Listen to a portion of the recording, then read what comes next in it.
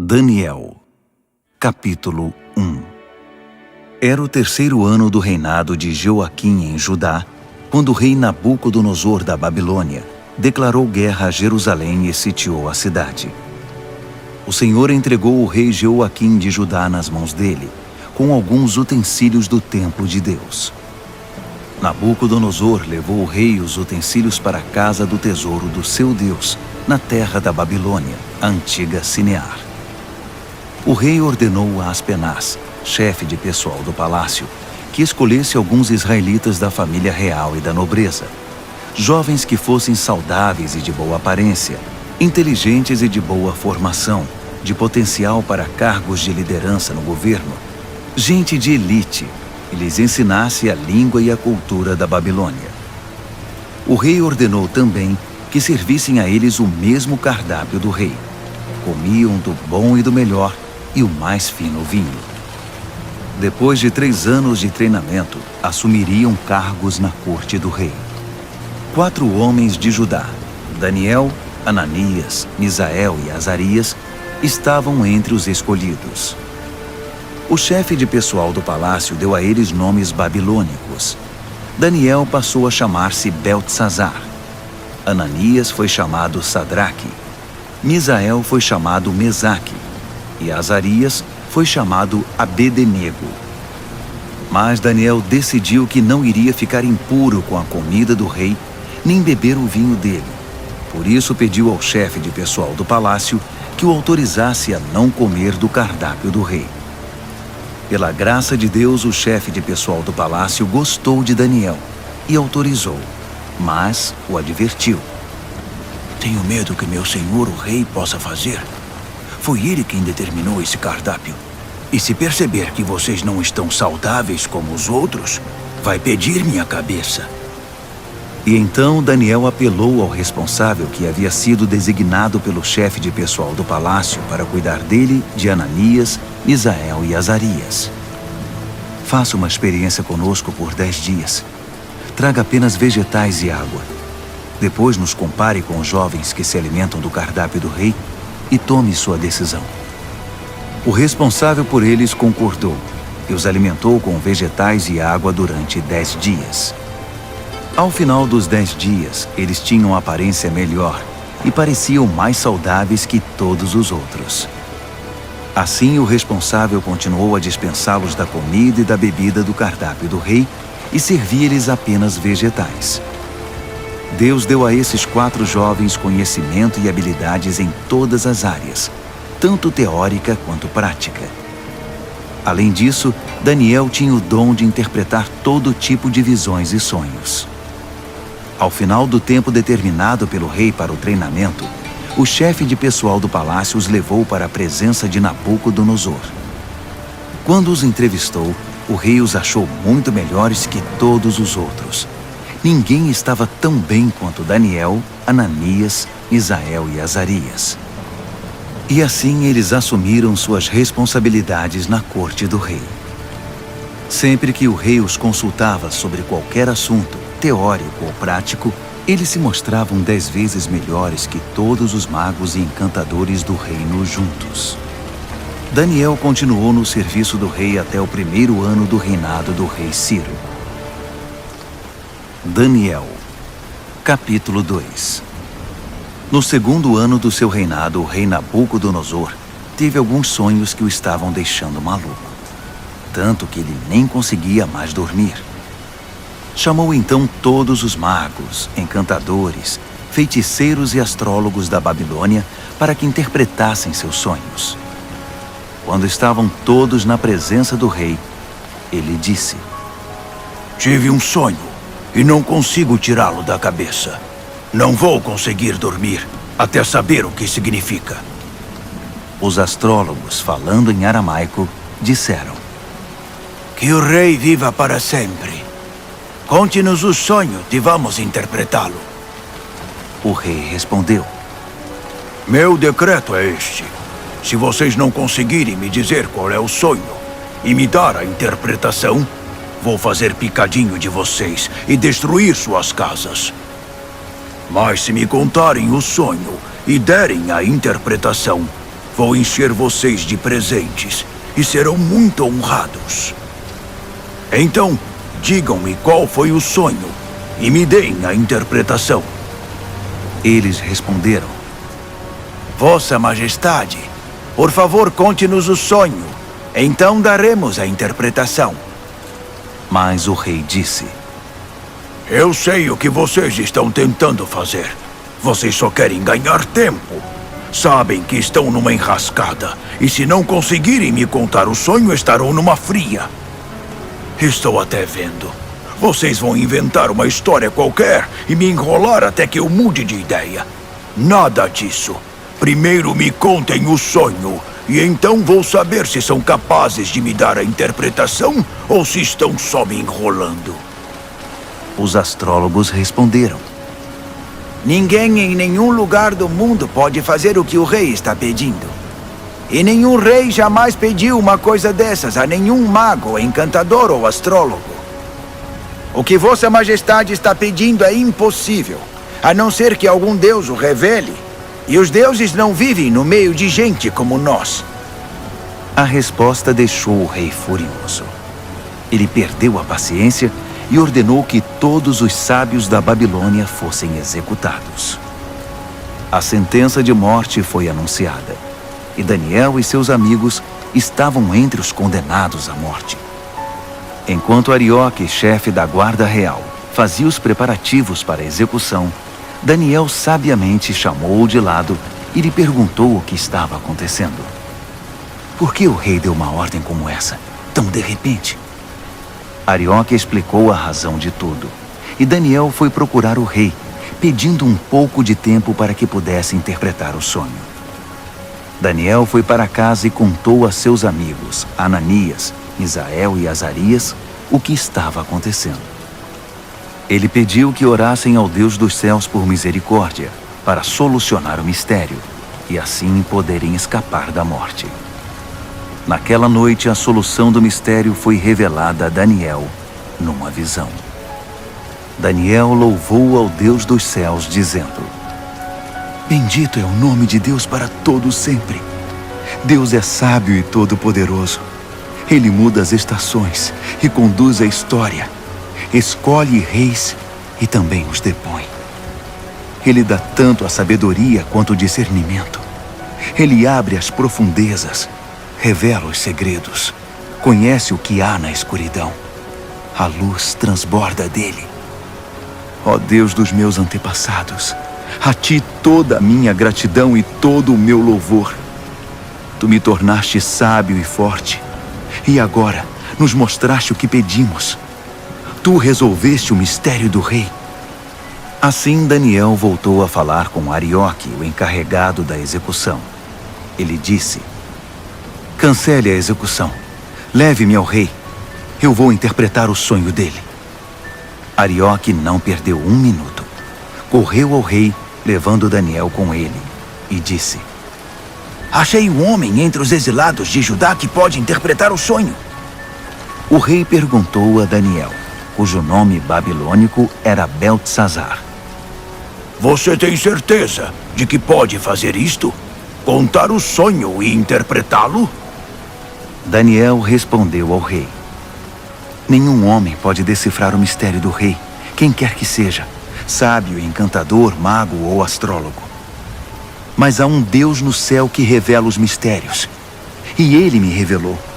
Ele está mostrando ao rei Nabucodonosor o que vai acontecer no futuro. Este é o sonho que o rei teve, a visão que encheu sua mente. Enquanto Vossa Majestade estava deitado na cama, ó rei, vieram ideias sobre o que vai acontecer no futuro. Aquele que revela mistérios mostrou ao rei o que vai acontecer. Mas a interpretação foi dada por meu intermédio, não porque eu seja mais sábio que qualquer outra pessoa, mas para que o rei saiba o que significa e entenda o que sonhou. O que viu, ó rei, foi uma enorme estátua em pé na sua frente, muito impressionante, mas também apavorante. A cabeça da estátua era de ouro puro, o peito e os braços eram de prata, o ventre e os quadris eram de bronze, as pernas eram de ferro, e os pés eram uma mistura de barro com ferro. Enquanto você estava olhando para a estátua, uma pedra que se soltou por si só da montanha, sem que ninguém o fizesse, atingiu a estátua, esmigalhando os pés de ferro e barro. Então tudo desmoronou e ficou em pedaços. O ferro, o barro, o bronze, a prata e o ouro. Ficou tudo como restos amontoados, relegados ao esquecimento. Mas a pedra que atingiu a estátua tornou-se uma grande montanha que dominava o horizonte. Esse foi o sonho. Agora vamos à interpretação do sonho. Ó Rei, Vossa Majestade é o soberano mais poderoso da terra.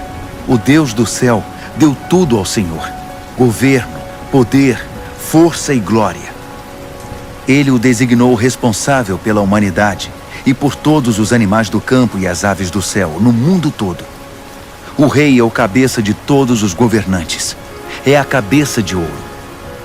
Mas seu reino será tomado por outro reino, inferior ao seu, e este por um terceiro, o reino de bronze, que governará toda a terra. Por fim, um quarto reino, forte como o ferro, assumirá o poder. Assim como o ferro despedaça tudo que atinge, esse vai quebrar, esmigalhar e pulverizar todos os reinos anteriores. Mas os pés e os dedos dele, que são uma mistura de ferro e barro, significam que o reino será dividido, mas ainda haverá a força do ferro. Assim como os dedos eram de ferro e de barro, o reino terá uma parte forte e outra frágil. Esse reino fará alianças, mas não darão certo. Não conseguirá se unir a nenhum outro reino, assim como o ferro e o barro não se misturam. Mas no tempo desses reinos, o Deus do céu edificará um reino que nunca será destruído, nem nunca será dominado por outro. No final, esmagará os outros reinos, destruirá todos eles e será eterno. Será como a pedra que se soltou por si só da montanha, sem que ninguém o fizesse, que esmigalhou o ferro, o bronze, o barro, a prata e o ouro. O grande Deus fez o rei saber o que vai acontecer no futuro. Essa é a revelação exata do sonho, e também a interpretação correta. Quando Daniel terminou, o rei Nabucodonosor, perplexo, prostrou-se com o rosto no chão diante de Daniel. Ele ordenou uma oferta de sacrifícios e de incenso em honra a Daniel e declarou: Seu Deus realmente é o Deus de todos os deuses, o Senhor de todos os reis. E Ele revela todos os mistérios. E eu sei, porque você decifrou o mistério. Então o rei promoveu Daniel a um elevado cargo no reino. Encheu-o de presentes e o empossou como governador de toda a província da Babilônia e chefe de todos os sábios da Babilônia. A pedido de Daniel, o rei designou Sadraque, Mesaque e Abednego para postos administrativos em toda a Babilônia, enquanto Daniel permaneceu no palácio real. Daniel, capítulo 3. O rei Nabucodonosor construiu uma estátua de ouro com 27 metros de altura e 2,70 metros de largura. Ele a ergueu na planície de Dura, na província da Babilônia. Em seguida ordenou a todos os líderes importantes da província que comparecessem à cerimônia de dedicação da estátua. Todos vieram para a cerimônia e tomaram seus lugares diante da estátua que Nabucodonosor havia erguido. Um arauto apareceu e proclamou em voz alta: Atenção, todos! Ouçam vocês de todas as raças, cores e crenças! Quando ouvirem o som da trombeta, do pífaro, da cítara, da harpa, do saltério e da flauta dupla, dobrem os joelhos e adorem a estátua de ouro que o rei Nabucodonosor ergueu. E quem não se ajoelhar, não adorar a estátua, não importa quem seja, será lançado imediatamente na fornalha. O som começou a tocar. Todos os instrumentos musicais da Babilônia e gente de todas as raças, cores e crenças dobraram os joelhos e adoraram a estátua de ouro que o rei Nabucodonosor havia erguido. Foi então que os astrólogos da Babilônia se manifestaram e acusaram os judeus. Eles disseram ao rei Nabucodonosor: Que o rei viva para sempre. Vossa Majestade deu ordens severas para que, ao ouvir o som tocar, deveríamos nos ajoelhar e adorar a estátua de ouro. E quem não o fizesse, seria jogado na fornalha. Mas os judeus, Sadraque, Mesaque e Abednego, a quem o rei designou cargos elevados na província da Babilônia, ignoraram a ordem, ó rei. Eles não respeitam os nossos deuses e se negam a adorar a estátua de ouro que mandou erguer. Furioso, o rei Nabucodonosor ordenou que Sadraque, Mesaque e Abednego fossem trazidos. E quando eles chegaram, Nabucodonosor perguntou: Sadraque, Mesaque e Abednego, é verdade que vocês não respeitam meus deuses e se negam a adorar a estátua de ouro que mandei erguer? Vou dar a vocês uma segunda chance, mas a partir de agora, quando o som começar a tocar, vocês devem se ajoelhar e adorar a estátua. E se não o fizerem, serão jogados numa fornalha e ponto final. E que Deus vai livrá-los de mim? Sadraque, Mesaque e Abednego responderam: Sua ameaça não nos assusta. Se nos jogar na fornalha, o Deus que servimos pode nos salvar, não só da fornalha, como de qualquer outra coisa.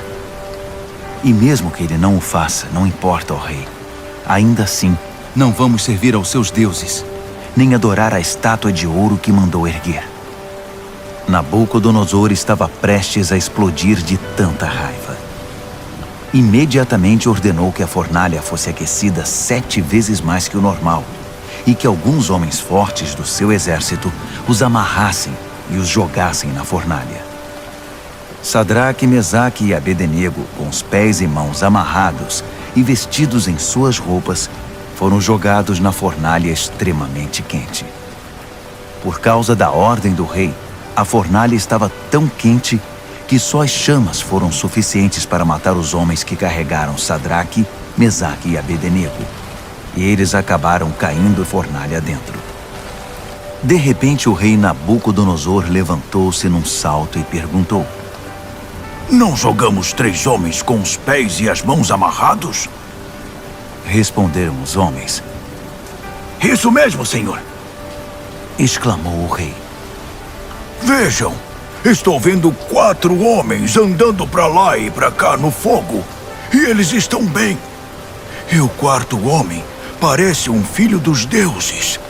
Não é possível.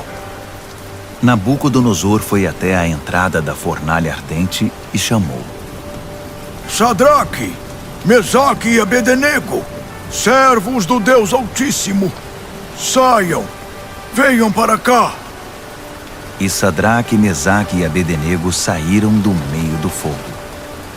Todos os líderes do governo e os conselheiros do rei se reuniram para examiná-los e viram que o fogo não havia causado nenhum arranhão nos 3, nem um fio de cabelo queimado, nem cheiro de fumaça na roupa deles. Nabucodonosor exclamou: Bendito seja o Deus de Sadraque, Mesaque e Abednego. Ele enviou seu anjo e salvou seus servos. Eles confiaram no seu Deus, a ponto de ignorar as ordens do rei e arriscaram sua vida, mas não serviram nem adoraram outros deuses. Por isso decreto: todo, de qualquer lugar, cor, raça ou crença, que disser alguma coisa contra o Deus de Sadraque, Mesaque e Abednego, será despedaçado, e sua casa será destruída. Nunca houve um Deus que salvasse como esse. Então o rei promoveu Sadraque, Mesaque e Abednego na província da Babilônia. Daniel, capítulo 4. O rei Nabucodonosor a todos, de todas as raças, cores e crenças do mundo. Paz e prosperidade a todos. É um privilégio contar a vocês os grandes milagres que o Deus Altíssimo fez por mim. Seus milagres são impressionantes e suas maravilhas surpreendentes. Seu reino dura para sempre e seu governo soberano é eterno. Eu, Nabucodonosor, vivia tranquilo no meu palácio, mas tive um sonho, quase um pesadelo, que me deixou abalado. Mandei buscar todos os sábios da Babilônia para que interpretassem o sonho. Quando todos estavam reunidos, magos, encantadores, astrólogos e adivinhos, contei-lhes o sonho, mas ninguém conseguiu dizer o significado.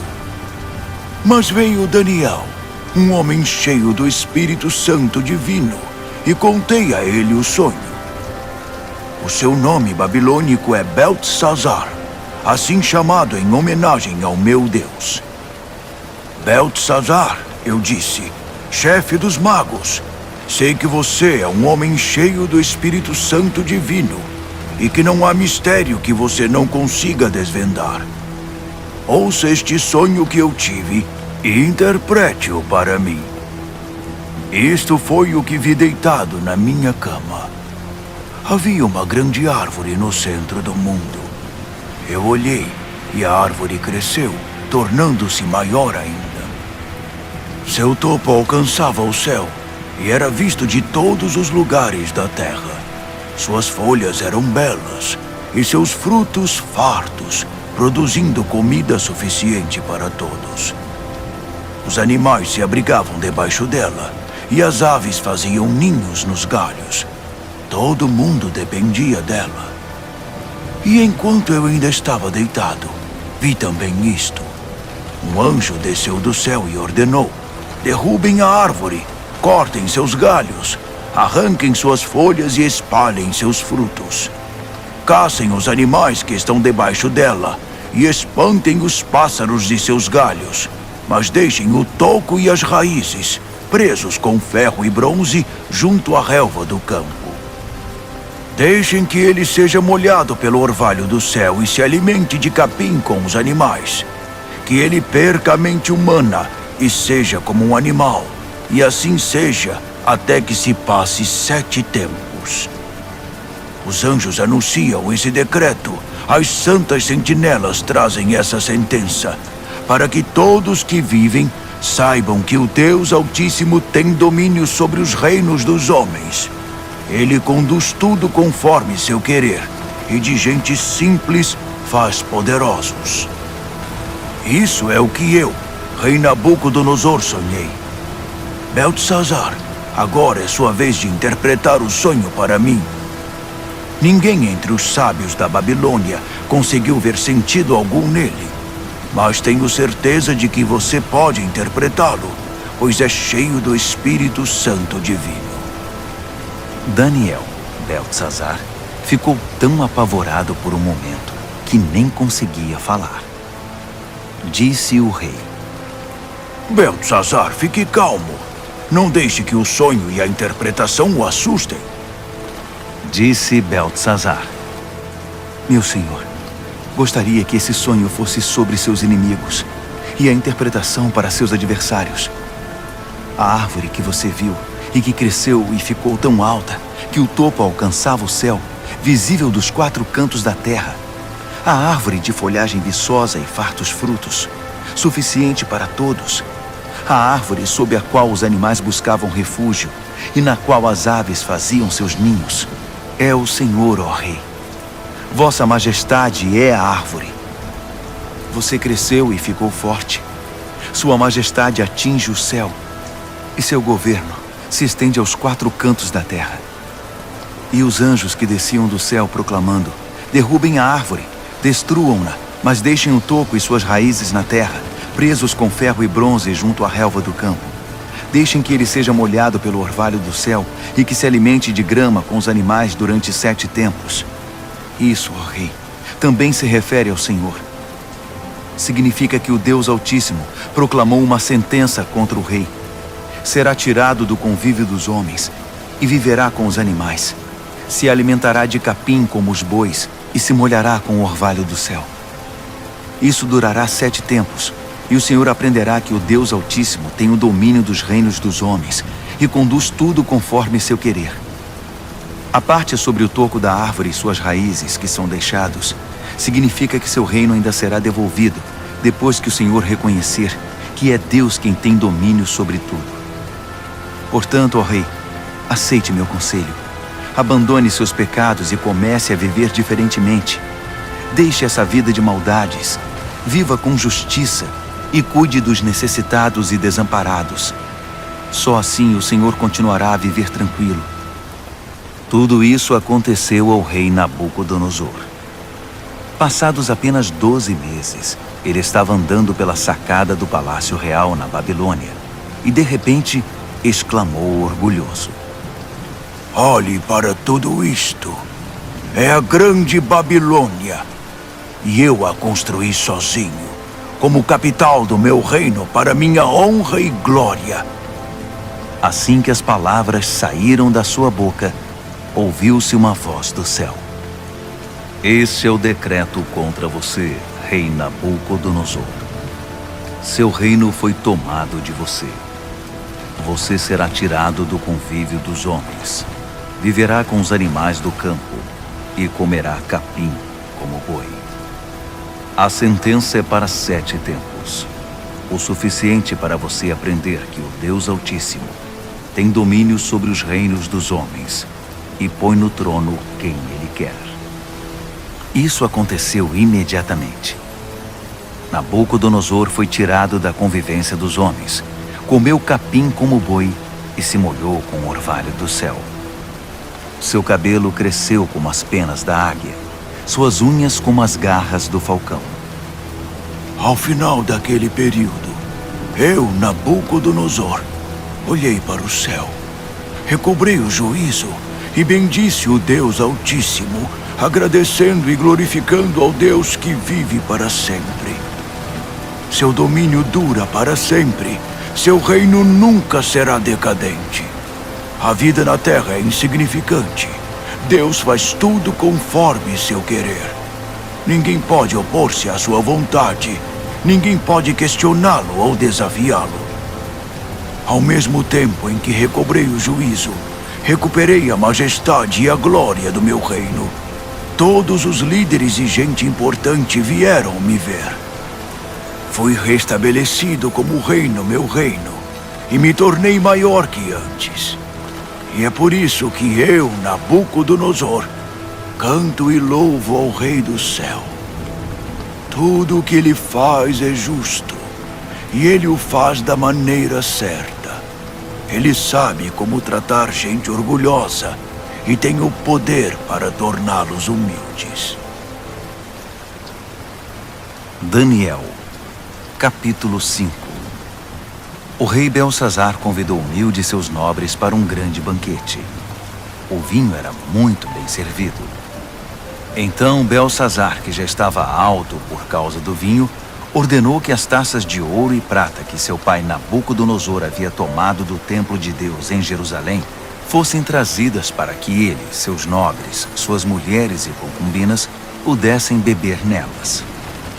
Quando as taças de ouro e prata foram trazidas, o rei, os nobres e aquelas mulheres começaram a usá-las.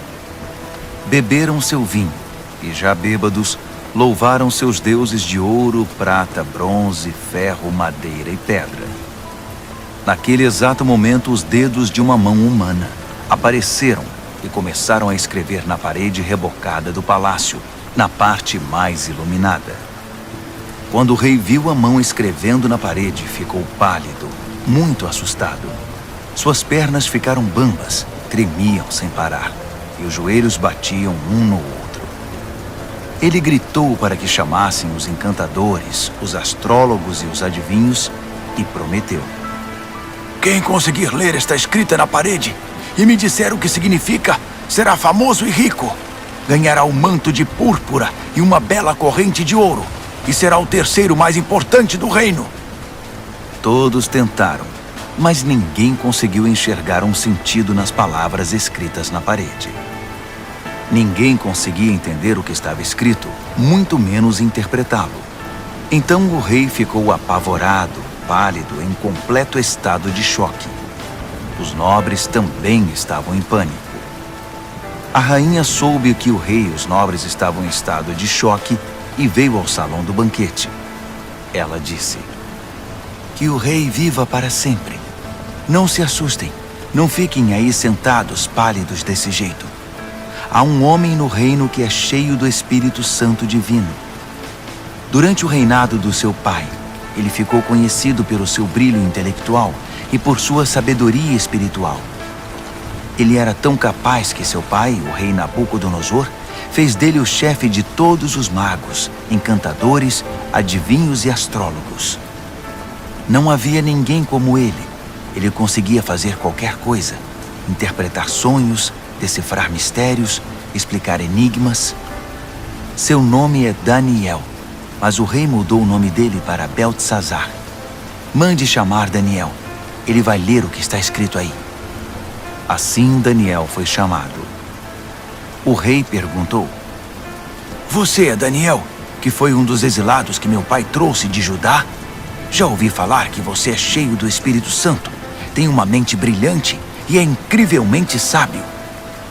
Os sábios e encantadores foram trazidos aqui para ler esta escrita na parede e interpretá-la, mas nenhum deles conseguiu ler nada.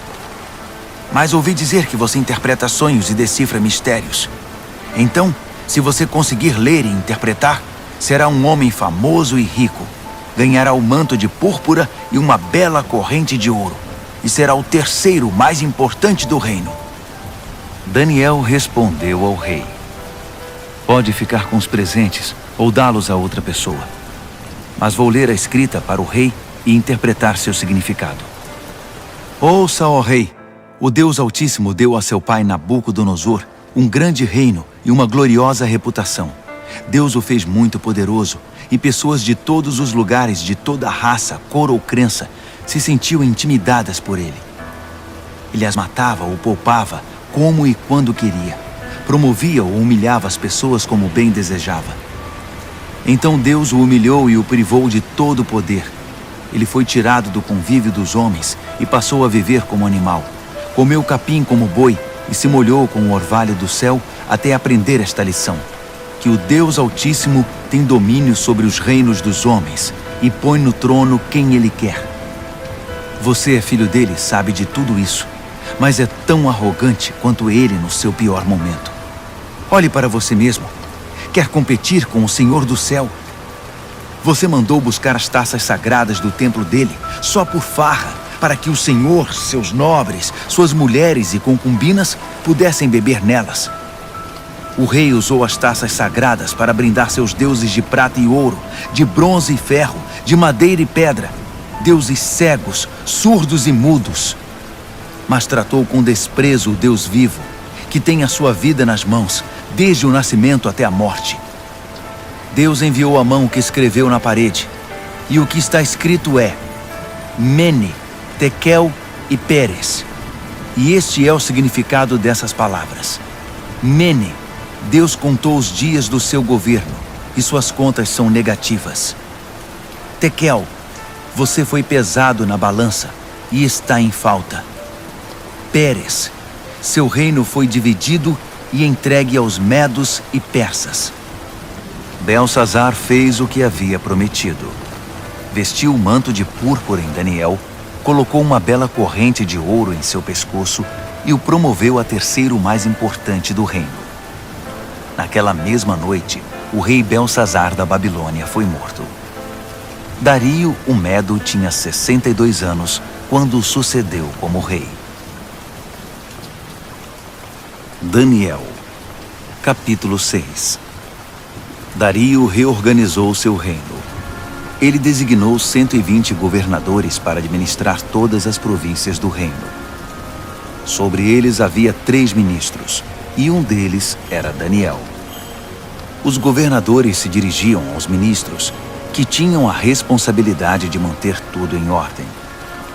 Mas Daniel era cheio de vitalidade e tinha uma inteligência tão superior aos outros ministros e governadores que o rei decidiu designá-lo responsável por todo o reino. Os ministros e governadores se reuniram para ver se descobriam algum ponto fraco de Daniel que pudesse usar contra ele, mas não conseguiram nada. Ele era exemplar e absolutamente confiável. Não conseguiram achar nenhuma evidência de negligência ou má conduta.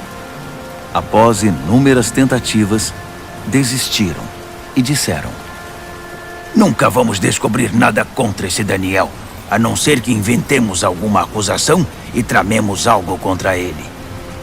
Assim, os ministros e governadores tramaram contra ele e foram ao rei dizer: Rei Dario, que viva para sempre! Nós, ministros, governadores e todos os principais oficiais, nos reunimos e concordamos em que o rei deveria promulgar o seguinte decreto. Durante os próximos 30 dias, ninguém deve orar a nenhum outro deus ou homem, exceto ao rei. Qualquer um que desobedecer será lançado na cova dos leões. Promulgue esse decreto, ó rei, e assine-o, para que seja irrevogável, com inscrição em pedra, conforme todas as leis dos medos e dos persas. E o rei Dario assinou o decreto. Daniel soube que esse decreto havia sido promulgado, mas continuou a orar como sempre fazia. Sua casa tinha janelas no andar de cima, voltadas para Jerusalém. 3 vezes ao dia, ele se ajoelhava ali em oração, agradecendo e louvando a Deus. Os conspiradores vieram e o viram orando, pedindo a ajuda de Deus. Imediatamente foram ao rei e o lembraram do decreto. O rei não assinou uma lei proibindo qualquer pessoa de orar a qualquer deus ou homem, exceto ao rei durante 30 dias? E qualquer pessoa que fosse apanhada fazendo isso seria jogada na cova dos leões? O rei confirmou. Com certeza, como inscrição em pedra, conforme todas as leis dos medos e dos persas. Então eles disseram: Daniel é um dos exilados judeus. Ignora sua ordem e desafia sua lei. Ele ora 3 vezes ao dia. O rei ficou desconcertado e tentou de todas as formas livrar Daniel da complicação em que o havia colocado. Ele pensou nisso o dia todo. Mas os conspiradores voltaram. Lembre-se, ó rei, é uma lei conforme todas as leis dos medos e dos persas. Irrevogável. O rei cedeu e ordenou que Daniel fosse trazido e jogado na cova dos leões. Mas ele disse a Daniel: Seu Deus, a quem você é tão leal, vai livrar você desta situação. Uma pedra foi colocada sobre a entrada da cova. O rei selou a pedra com seu anel e com os anéis de todos os seus nobres, porque não podia ser revogado. O rei voltou para o palácio, mas não comeu nem conseguiu dormir. Passou a noite preocupado. Ao romper do dia, ele se levantou e foi depressa à cova dos leões. Quando chegou perto, chamou aflito: Daniel, servo do Deus Altíssimo!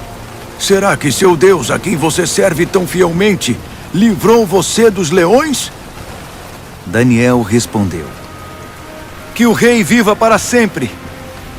Meu Deus enviou seu anjo que fechou a boca dos leões para que não me fizessem nenhum mal. Fui considerado inocente diante de Deus e também diante do Senhor, ó rei, pois não fiz mal algum ao Senhor. Quando o rei ouviu essas palavras, ficou muito feliz. Ele ordenou que Daniel fosse retirado da cova. Depois que ele saiu, verificou-se que não havia nenhum arranhão sequer. Ele havia confiado em seu Deus. Então o rei ordenou que os conselheiros que tinham conspirado contra Daniel fossem jogados na cova dos leões, com suas mulheres e filhos. Antes mesmo de chegar ao fundo da cova, os leões já os agarraram e os despedaçaram. O rei Dario divulgou esta proclamação a todos na terra, de qualquer raça, cor e crença.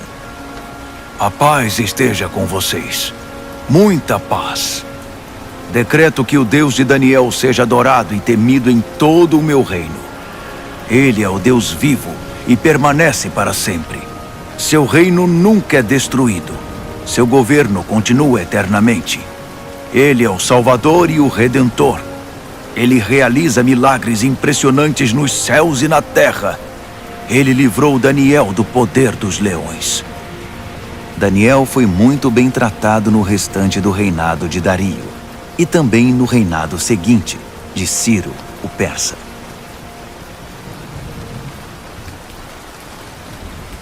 Daniel, capítulo 7. No primeiro ano do rei Belsazar da Babilônia, Daniel teve um sonho. O que ele viu enquanto dormia o apavorou. Um verdadeiro pesadelo. E ele escreveu seu sonho. No meu sonho, naquela noite, vi os 4 ventos dos céus soprando e formando uma grande tempestade no mar. 4 animais enormes, diferentes uns dos outros, subiam do mar. O primeiro animal parecia um leão, mas tinha asas de águia. Enquanto eu observava, suas asas foram arrancadas. Ele foi levantado e ficou de pé como um homem. Em seguida, deram-lhe um coração humano. Depois vi um segundo animal, que parecia um urso. Ele se levantou, segurando 3 costelas nas mandíbulas, e recebeu esta ordem: ataque, devore tudo, encha a barriga. Em seguida vi outro animal. Parecia um leopardo. Tinha 4 asas como de pássaro nas costas. Esse animal tinha 4 cabeças e recebeu autoridade para governar. Depois disso, um 4º animal apareceu no meu sonho. Esse era apavorante, medonho. Tinha enormes dentes de ferro, triturava e devorava suas vítimas. Qualquer coisa que sobrava no chão, ele pisava e esmagava. Era diferente dos outros animais, um verdadeiro monstro. E tinha 10 chifres. Enquanto eu observava os chifres, tentava imaginar o que significavam. Nasceu nele outro chifre, mas este era pequeno. 3 dos chifres que já tinha foram arrancados para dar lugar a ele. Havia olhos humanos no pequeno chifre e uma boca grande que falava com arrogância. Enquanto eu observava tudo isso, tronos foram estabelecidos e um ancião tomou seu lugar. Suas roupas eram brancas como a neve, o cabelo alvo como a lã. Seu trono estava envolto em chamas. As rodas brilhavam intensamente. Um rio de fogo jorrava do trono. Milhares de milhares o serviam. Milhões o atendiam. Pediu-se silêncio no tribunal e os livros foram abertos. Continuei observando. O chifre pequeno falava com arrogância e enquanto eu observava, o monstro foi morto e seu corpo foi lançado no fogo. Os outros animais viveram ainda algum tempo, mas não fizeram nada. Não tinham poder para governar. Meu sonho continuou. Então vi alguém, um filho de homem, chegando no meio de nuvens. Ele se aproximou do ancião e foi apresentado a ele. Ele recebeu poder para governar, toda a glória da realeza. Todas as raças, cores e crenças lhe serviram e o adoraram. Seu reinado será para sempre, não terá fim. Seu governo real nunca será destruído. Mas quanto a mim, Daniel, fiquei perturbado. As visões me deixaram apavorado. Por isso eu me aproximei de alguém que estava perto e perguntei o significado de tudo aquilo. E ele me deu a interpretação. Esses 4 animais enormes, disse ele, significam 4 reinos que aparecerão na terra. Mas a certa altura, o povo santo do Deus Altíssimo receberá o reino e o manterá para sempre. Sim, para sempre. Mas eu queria saber mais. Estava curioso sobre o 4º animal, aquele que era tão diferente dos outros. O monstro medonho, com os dentes de ferro e garras de bronze, que engolia o que despedaçava e pisoteava tudo o que via pela frente. E eu queria saber também a respeito dos 10 chifres e do chifre pequeno que nasceu, ocupando o lugar de 3 dos primeiros chifres. Esse novo chifre tinha olhos e com sua boca grande falava de forma arrogante, dominando os outros chifres. Observei que esse chifre fazia guerra contra o santo povo de Deus e levava vantagem sobre eles. Mas o ancião interveio e decidiu a favor do povo do Deus Altíssimo. No final, o povo santo de Deus assumiu o controle do reino. A pessoa que estava perto de mim explicou: o quarto animal é o quarto reino que aparecerá na terra. Será diferente dos 3 primeiros, um reino monstruoso que devorará e pisoteará todos à sua volta. Os 10 chifres são 10 reis, um após o outro, que procederão desse reino. Mas então, outro rei aparecerá. Ele será diferente dos reis anteriores. Começará derrubando os outros reis e blasfemando contra o Deus Altíssimo. Ele perseguirá os seguidores do Deus Altíssimo e tentará eliminar a adoração sagrada e a prática da justiça. O santo povo de Deus será perseguido por ele durante um tempo, 2 tempos e meio tempo. Mas quando for feito silêncio no tribunal, o chifre não terá mais o seu poder e será destruído definitivamente. O governo real, a autoridade e a glória de todos os reinos debaixo do céu serão entregues ao povo do Deus Altíssimo, e esse governo durará para sempre. Todos os outros governantes irão servir e prestar obediência a ele.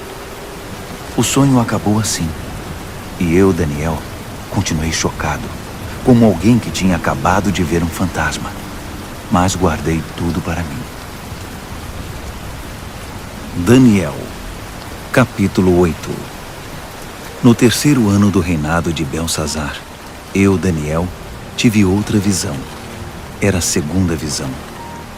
Nessa visão, eu me vi em Suzã, a capital da província de Elão, diante do canal Ulai. Ao olhar em volta, fiquei surpreso de ver um carneiro diante de mim.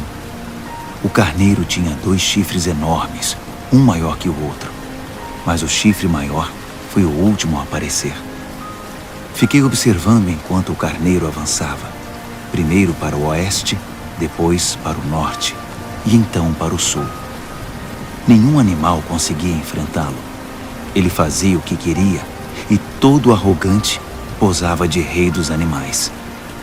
Enquanto eu observava, tentando entender o significado de tudo aquilo, vi também um bode que tinha um enorme chifre no meio da testa. Ele vinha do oeste e percorreu toda a terra, sem tocar o solo uma única vez. O bode aproximou-se do carneiro de 2 chifres que eu tinha visto antes diante do canal e o atacou ferozmente. Observei enquanto ele, louco de raiva, atacava o carneiro. A violência era tanta que ele lhe quebrou os 2 chifres. O carneiro não conseguiu resistir. O bode o derrubou e o pisoteou. Nada pôde salvar o carneiro. Então o bode tornou-se cada vez mais arrogante, e no auge do poder, seu chifre imenso se quebrou, e 4 outros chifres enormes surgiram no lugar, apontando para o norte, o sul, o leste e o oeste. De um desses grandes chifres surgiu outro chifre pequeno, mas o seu poder cresceu até atingir o sul e o leste, e a querida terra prometida. Cresceu tanto que atingiu as estrelas, o exército celestial, e lançou algumas delas na terra e as pisoteou. Ele ousou até desafiar o poder de Deus, o príncipe do exército celestial. Ele acabou com a adoração diária e profanou o santuário. Como castigo pelos seus pecados, o santo povo de Deus também foi atacado por ele. O chifre desprezou a verdade de Deus. Extremamente arrogante, dominou tudo o que via pela frente.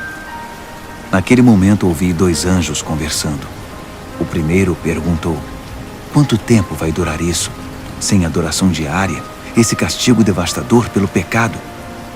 E o povo de Deus e o santuário vão continuar sendo desprezados e pisoteados? O outro respondeu: um período de 2.300 tardes e manhãs.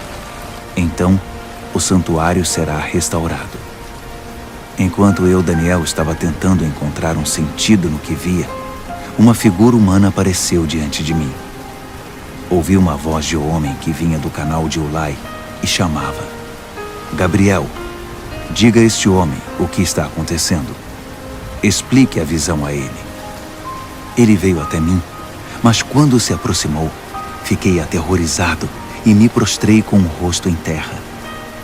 Ele disse: Entenda que esta visão diz respeito ao final dos tempos. Assim que ele falou, eu desmaiei, com o rosto no chão. Mas ele me despertou e me levantou. Ele continuou: vou contar a você o que vai acontecer nos dias de juízo, pois haverá um fim para tudo isso. O carneiro de 2 chifres que você viu representa os 2 reis dos medos e dos persas. O bode representa o reino dos gregos, e o chifre enorme na testa dele é o primeiro rei. Os 4 chifres que surgiram no lugar dele, depois que foi quebrado, são os 4 reis que virão depois dele, mas sem o mesmo poder. Quando o reinado deles estiver no fim e as rebeliões se intensificarem, surgirá um rei cruel, um mestre da maldade. Seu poder aumentará imensamente. Ele será arrogante, de fala autoritária, fazendo exatamente o que quer. Derrubará poderosos e santos por todos os lados. Suas ações criminosas vão se multiplicar. E como vão? Ele vai achar que é invencível e vai se livrar de todos os que cruzarem seu caminho. Mas quando enfrentar o príncipe dos príncipes, será esmigalhado, mas não por mãos humanas. A visão das 2.300 tardes e manhãs é precisa, mas confidencial. Então, mantenha-a em segredo. Refere-se ao futuro distante. Eu, Daniel, acabado, esgotado por alguns dias, finalmente encontrei forças para voltar ao trabalho e tratar dos negócios do rei. Mas continuei apavorado com a visão, pois não conseguia entender coisa alguma. Daniel, capítulo 9. Dario, filho de Xerxes, da linhagem dos Medos, tornou-se rei da Babilônia. No primeiro ano do seu reinado, eu, Daniel, meditava nas Escrituras, e de acordo com a mensagem do Eterno ao profeta Jeremias, Jerusalém teria de ficar em ruínas durante 70 anos. Recorri ao Senhor Deus em busca de uma resposta. Orava com dedicação e sinceridade. Jejuava, vestia pano de saco e me ajoelhava nas cinzas. Derramei meu coração e abri minha alma para o Eterno, meu Deus. Ó Senhor, grande e soberano Deus, Tu nunca falhas em cumprir a Tua aliança. Nunca desistes daqueles que Te amam e obedecem ao que ordenas. Mas nós pecamos de todas as formas possíveis. Cometemos pecados terríveis, fomos rebeldes, enganamos e pegamos atalhos para fugir dos Teus caminhos. Fizemo-nos de surdos diante dos Teus servos, os profetas, que pregaram Tua mensagem aos nossos reis e líderes, aos nossos pais e a todo o povo da terra. Tu fizeste tudo certo, Senhor, mas tudo o que temos a apresentar é culpa e vergonha, todos nós, o povo de Judá, os cidadãos de Jerusalém, Israel no exílio e em todos os lugares por onde fomos espalhados, por ter Te traído. Ah, sim, fomos envergonhados publicamente, todos nós, nossos reis, líderes, pais, diante do mundo. Mas foi bem merecido, por causa do nosso pecado. A Tua compaixão é nossa única esperança, ó Senhor, o nosso Deus, porque na nossa rebeldia abrimos mão dos nossos direitos. Não prestamos atenção em Ti quando nos disseste como deveríamos viver, nem obedecemos ao ensinamento proclamado por Teus servos, os profetas. Todos nós em Israel optamos por Te ignorar. Desprezamos Tuas instruções para fazer apenas o que era do nosso agrado. E agora estamos pagando por isso. A maldição expressa claramente na revelação feita a Moisés, servo de Deus, agora está fazendo efeito entre nós. É o salário do nosso pecado contra Ti. Fizeste a nossos governantes o que prometeste fazer. Trouxeste desgraça sobre nós em Jerusalém, a pior já registrada. E como estava escrito na revelação de Deus a Moisés, a catástrofe foi total. Nada foi poupado. Nós nos mostramos obstinados no nosso pecado, sem nunca considerar Tuas orientações, ignorando Tuas advertências. Assim, com razão, deixaste que a desgraça viesse sobre nós com tudo. Tu, ó Eterno, Tens todo o direito de fazer isso, pois nós te ignoramos de maneira persistente, com muita culpa no cartório. Ó Senhor, Tu és nosso Deus, pois livraste Teu povo da terra do Egito numa grande demonstração de poder. O povo ainda fala nisso. Confessamos que pecamos, que vivemos uma vida de maldades. Como sempre tens agido, consertando as coisas e endireitando as pessoas. Por favor, afasta Tua grande ira contra Jerusalém, que é a Tua cidade, Teu santo monte. Sabemos que foi por culpa nossa que isso aconteceu. Tudo por causa do nosso pecado e do pecado de nossos pais. E agora estamos envergonhados diante de todos. Somos motivo de zombaria na nossa vizinhança. Por isso, ouve, ó Deus, esta oração sincera do Teu servo. Tem misericórdia do Teu santuário arruinado. Age de acordo com o que és, não segundo o que somos.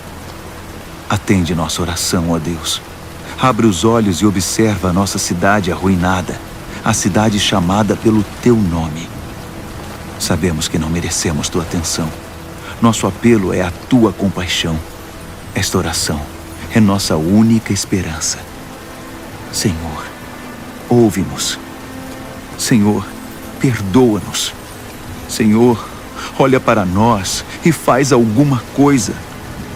Senhor, não nos desprezes. Tua cidade e Teu povo são chamados pelo Teu nome. Defende Teus interesses. Enquanto eu derramava meu coração, confessando meu pecado e o pecado do meu povo Israel, orava e apresentava toda a minha vida diante do Eterno e intercedia pelo santo monte do meu Deus. Enquanto eu estava mergulhado na oração, Gabriel, o ser semelhante a um homem, aquele que eu tinha visto numa visão anterior, aproximou-se de mim, voando como uma ave na hora da adoração da noite. Ele se pôs diante de mim e disse: Daniel, vim esclarecer as coisas. Assim que você começou sua oração, a resposta foi dada, e agora estou aqui para entregá-la. Você é muito amado, por isso, ouça com cuidado para entender o significado da revelação. 70 semanas estão decretadas para seu povo e sua santa cidade, como forma de conter a rebelião, dar fim ao pecado, arrancar o crime pela raiz, estabelecer a justiça para sempre, cumprir a profecia e ungir o lugar santíssimo. Aqui está o que você precisa entender. Desde o momento em que a ordem for dada para a reconstrução de Jerusalém, até a vinda do líder ungido, haverá 7 semanas. A reconstrução levará 62 semanas, incluindo a construção de ruas e muros. Serão tempos difíceis.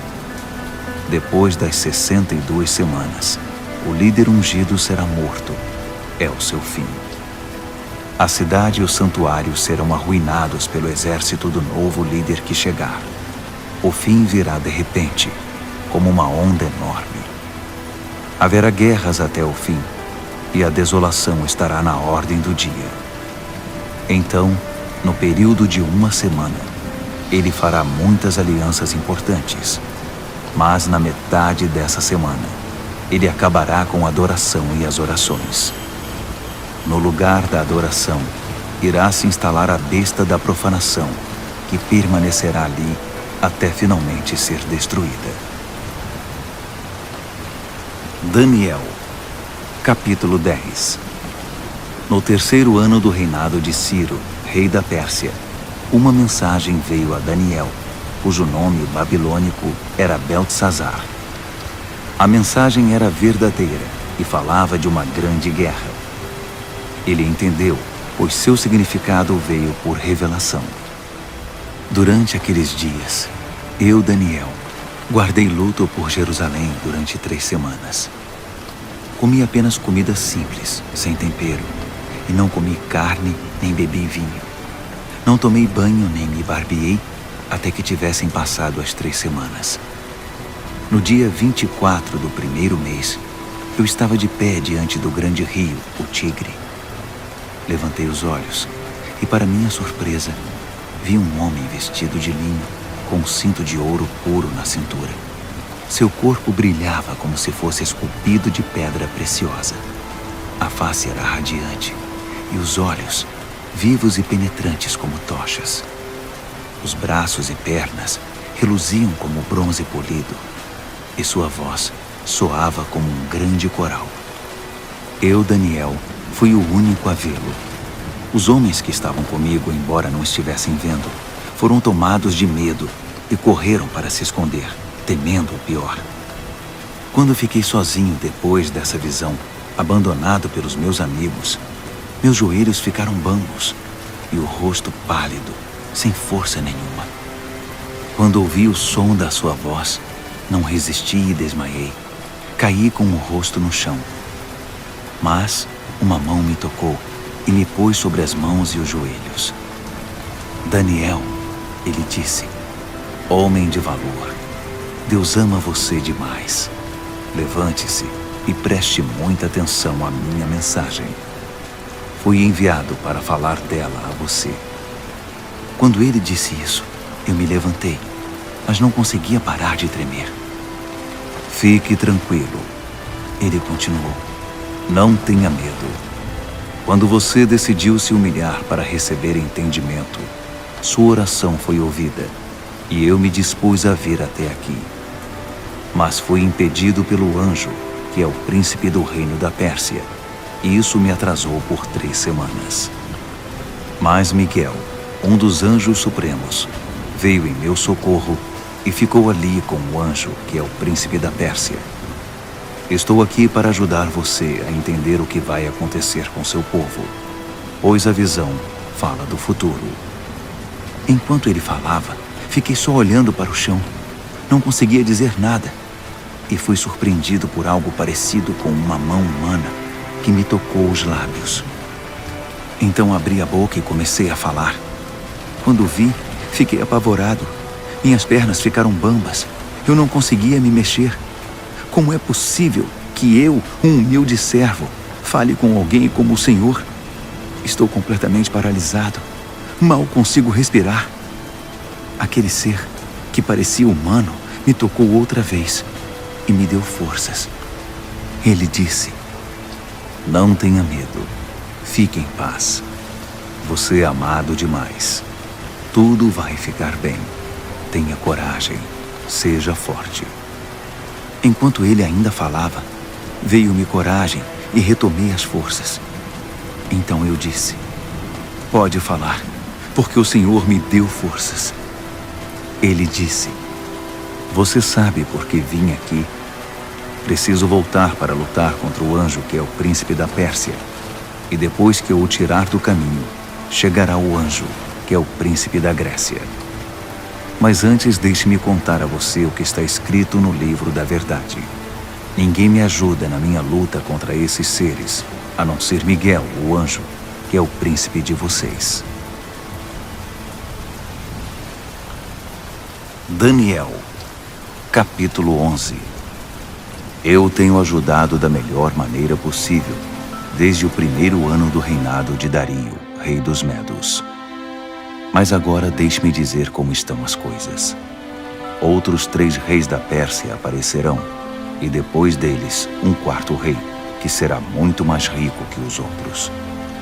Quando ele achar que já tem poder suficiente, ganho com sua riqueza, declarará guerra contra o reino da Grécia.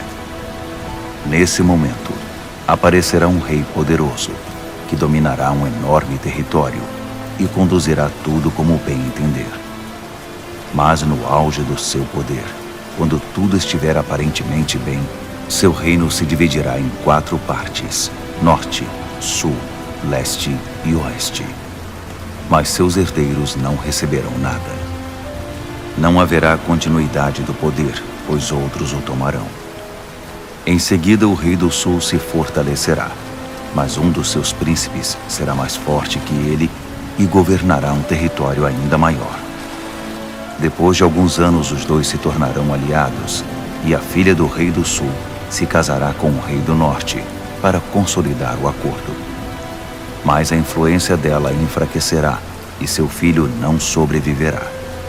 Ela, seus servos, seu filho e seu marido serão traídos.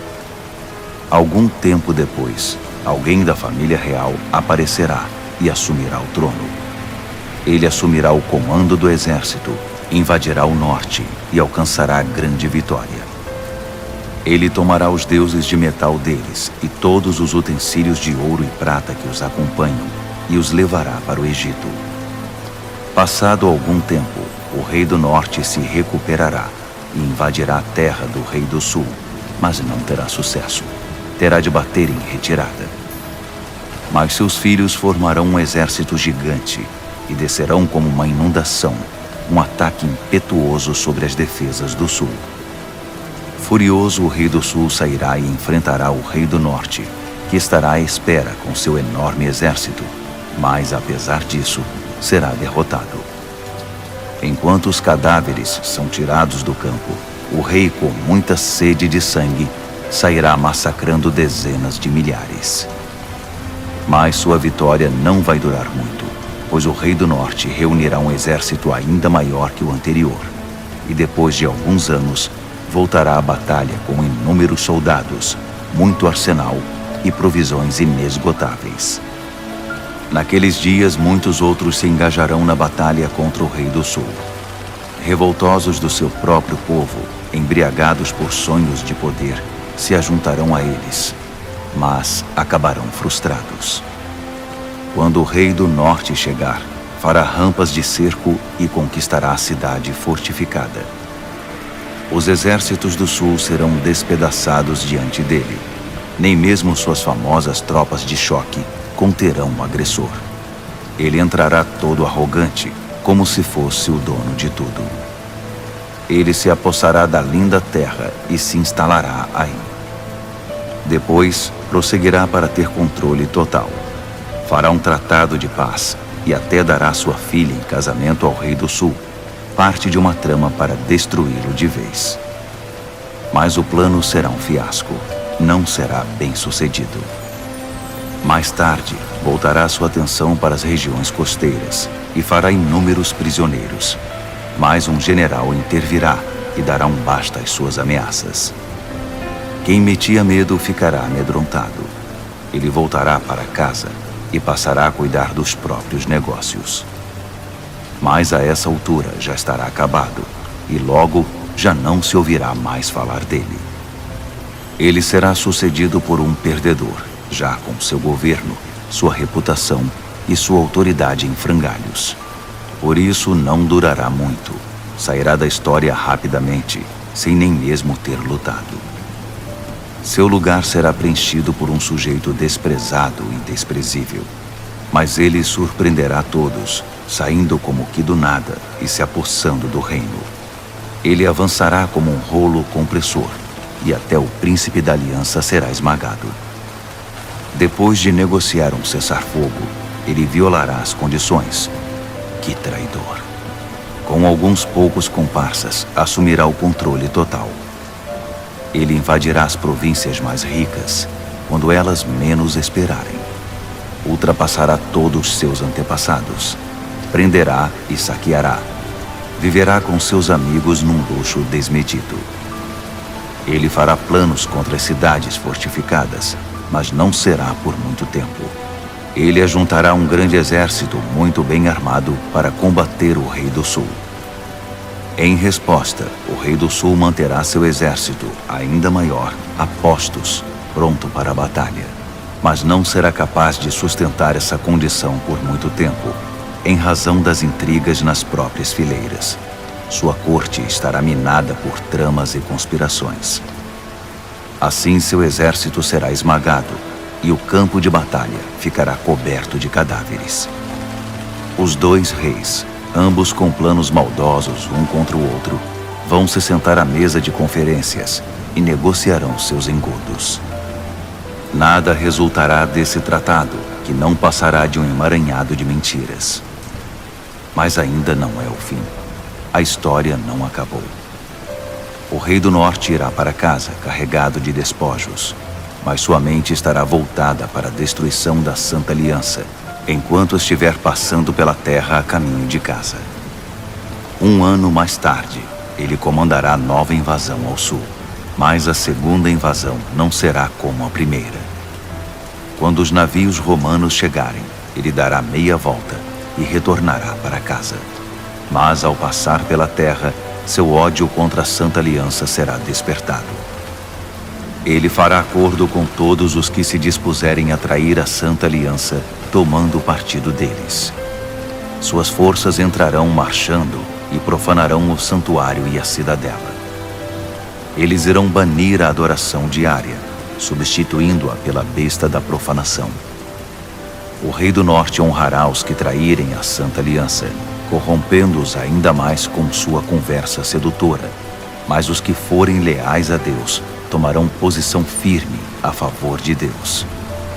Os que mantiverem o bom senso ensinarão o bem às multidões pelo exemplo. Eles serão submetidos a provas terríveis durante um certo período. Alguns serão mortos, outros queimados, alguns exilados, outros roubados. Quando a prova for muito difícil, receberão alguma ajuda, mas não muita. E muitos dos pretensos ajudadores se portarão com indiferença.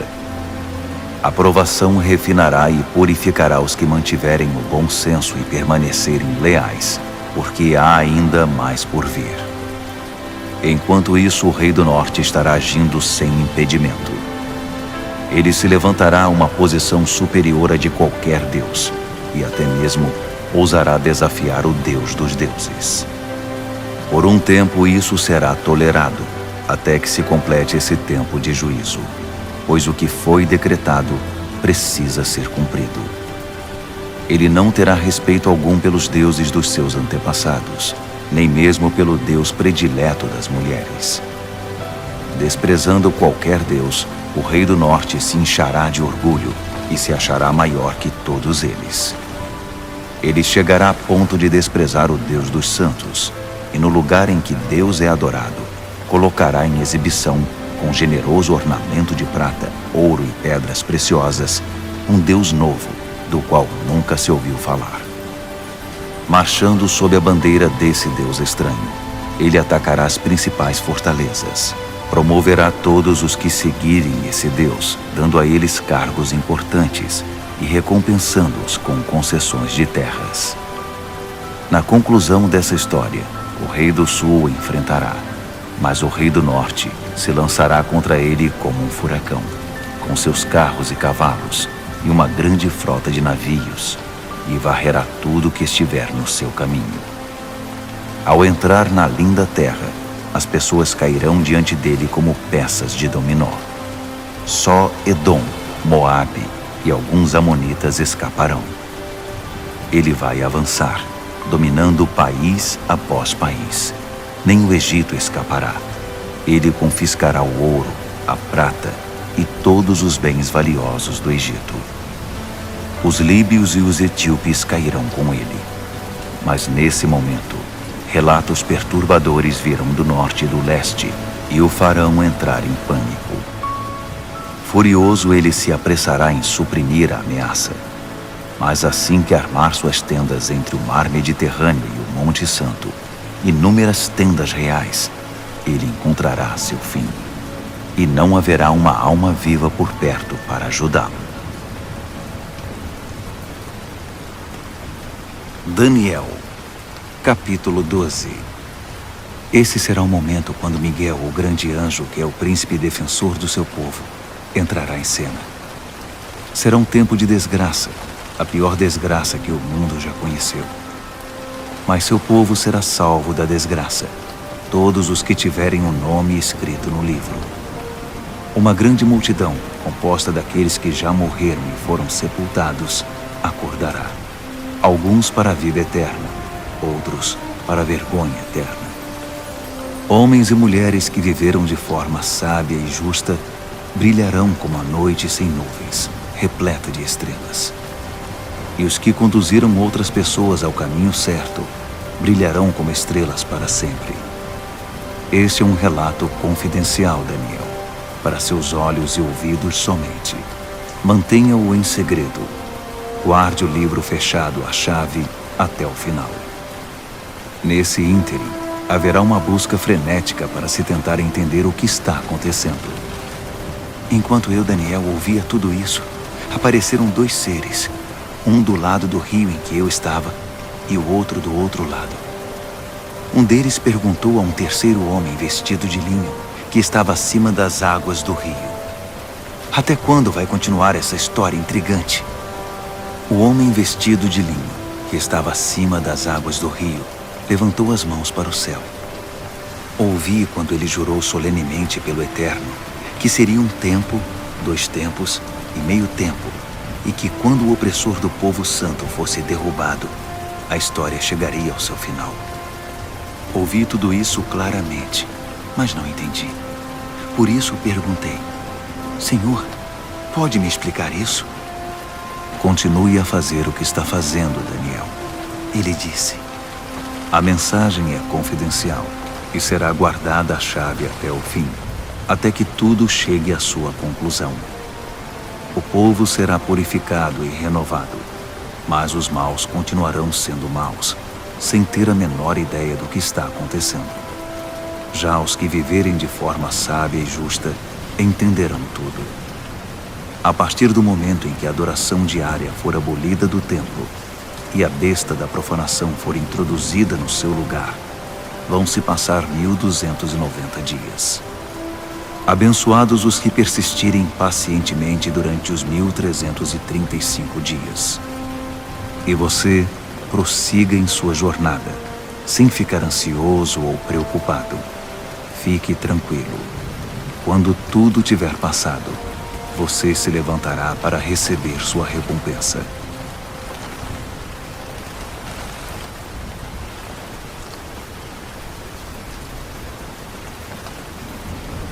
Obrigado por assistir.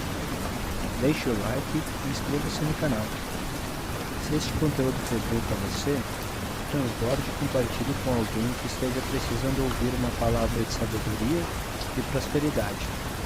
Que Deus abençoe você e a sua família.